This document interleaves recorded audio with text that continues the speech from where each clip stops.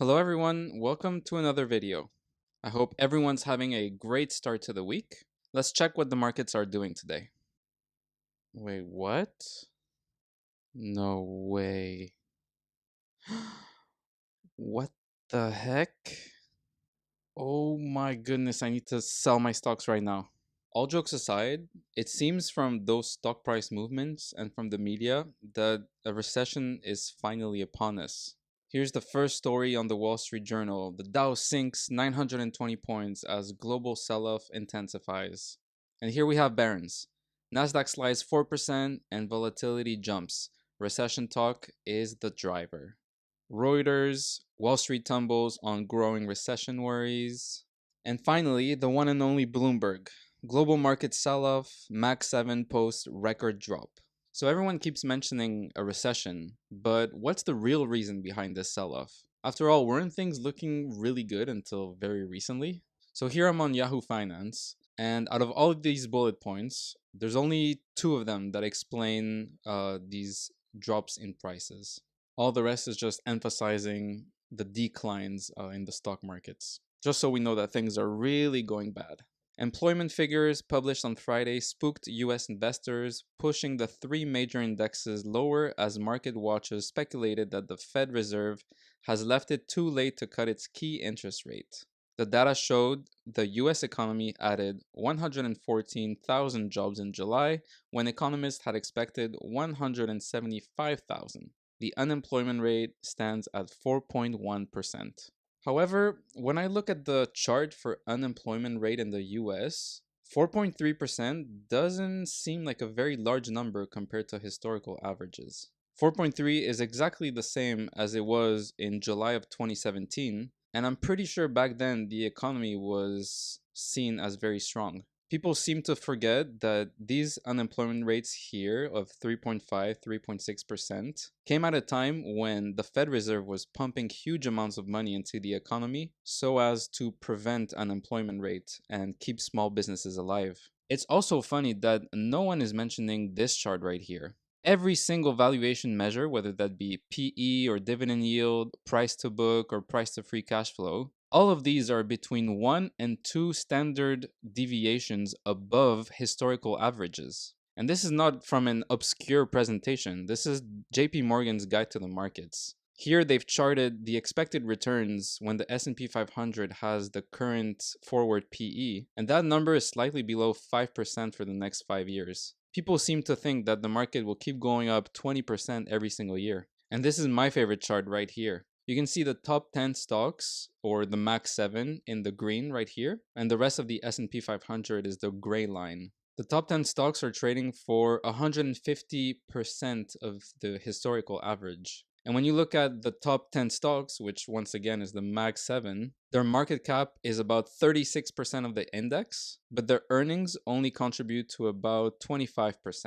So no one seems to address the valuation aspect of the S&P 500 and that a correction is normal at these levels. Because let's be honest, this makes for a much better headline.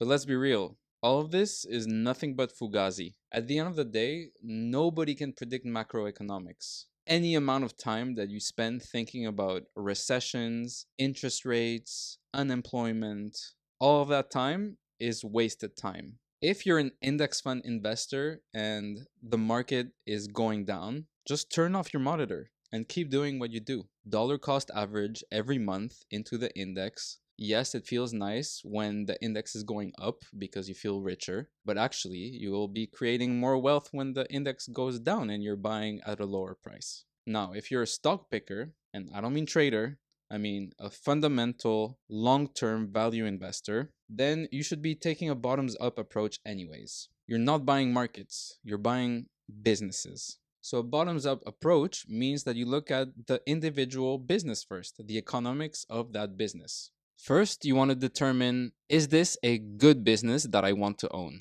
And that doesn't just mean, do I want to own this business in good times? It also means, do I want to own this business in bad times? Will this business be able to survive recessions, for example? because no business does extremely well in good and bad times. And if you're a long term fundamental value investor, then you'll probably want to be holding a business throughout an entire economic cycle. And so once you've decided that this is a good business that you want to own during good and bad times, then a stock price going down is just an opportunity to buy.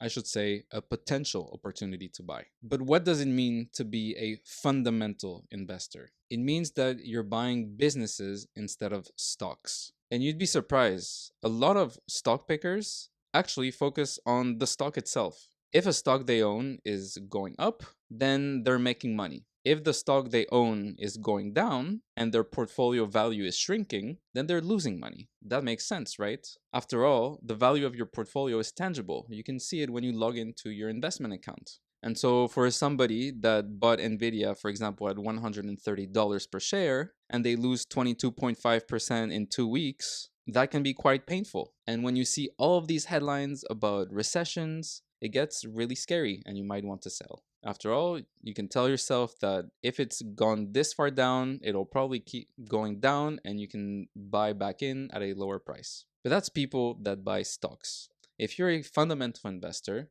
it means you're buying businesses. Let's zoom out a little bit and let's imagine that you own a laundromat, a very simple little business. This laundromat makes cash flows, it's profitable, it has assets on the balance sheet, you have cash, not a lot of debt. But let's say that you're able to see the market cap or the value of this business on the daily basis, and you have people offering you money to buy it off your hands. Would you get scared if someone offered you a really low price one day? No, you probably wouldn't care at all, because at the end of the day, you know how much that laundromat is worth because it's making X amount in cold hard cash every year. If someone is willing to offer you a higher price for it, you probably still wouldn't sell because it's a good business, it's profitable.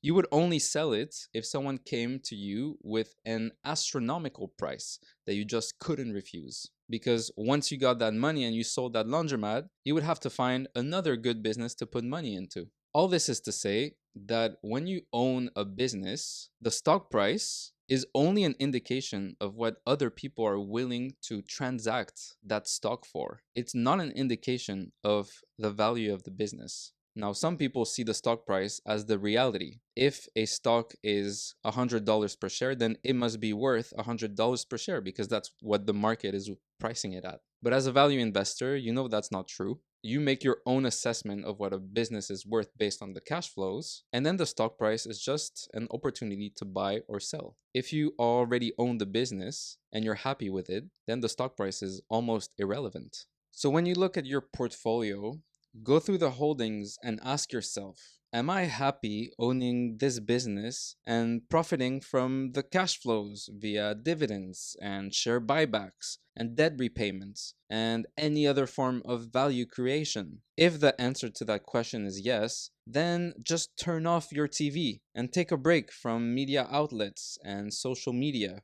And if you do get nervous, simply just read the annual report or read a full business analysis on RatedA so that you can remind yourself why you own that company and why a correction in the stock price doesn't change anything fundamentally. And if the answer to the question of, am I happy owning this business, is no, and you're in a stock for its turnaround potential and waiting for the stock price to go up, or you own a stock because of previous momentum, or because you think it's currently undervalued in the short term and you're waiting for a catalyst for it to go back up, then I would be a bit worried. Because if a recession does come up at any point, then all of these things can change pretty quickly. The momentum can switch up on you, a turnaround can be delayed, or an asset that you thought was undervalued because of its current earnings, well, if those earnings go down, that asset wouldn't be undervalued anymore. If you're unsure of how to find great businesses to acquire and hold for a very long time, worry not.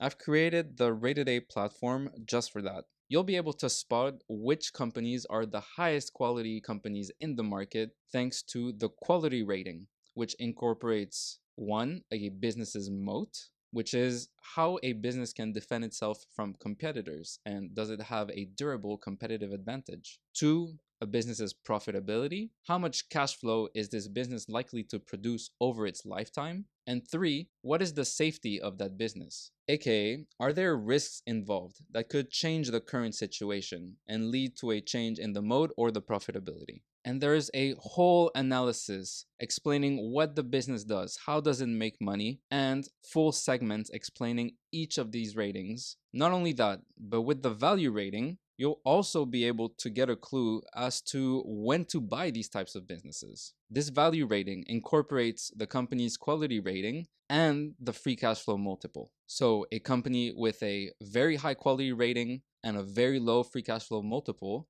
will get a really high value rating. Obviously, when adding new companies to your portfolio, you want to add ones that have high value ratings. Whenever you sign up, you get 2 weeks for free, and then it's only $5 per month there onwards. As of now, we've got close to 30 companies on the platform, but that number will only get larger and larger as we do research on more companies.